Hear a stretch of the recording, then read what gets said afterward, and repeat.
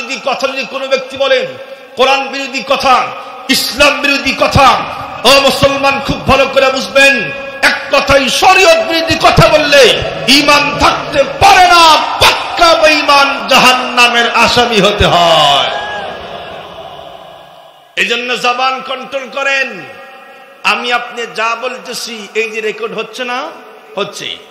দুনিয়াতে মানুষের ব্রেন খাটাইয়া এটা তৈরি করছে, তাই যদি ভিডিও হয়, রেকর্ড হয়, আপনারা বলেন তো দেখি, যেই আল্লাহ পাক ব্রেন দিছেন সেই আল্লাহ পাক কি ভিডিও অডিও করতে পারে কি পারে না?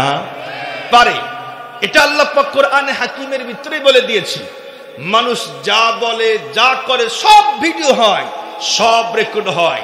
সূরাতুল কাফ 17-18 নম্বর আয়াত আল্লাহ পাক বলেন, إذ يتلقى المتلقيان عن اليمين وعن الشمال قعيد ما يلفظ من قول إلا لديه رقيب عتيد الله أكبر।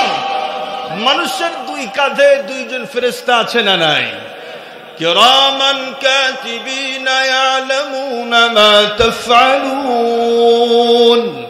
কিরামান কাতিবিন আছে, মানুষ জবান দিয়ে যা কিছু বলে সেটা লেখার জন্য সদা প্রস্তুত একজন প্রহরী নিযুক্ত করা আছে।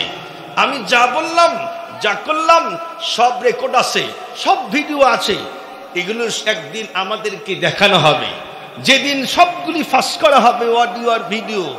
মুসলমান, আমরা দেখছি টাকলা মুরাদের মাত্র কয়েক সেকেন্ড অডিও কল রেকর্ড ফাঁস হয়েছিল না?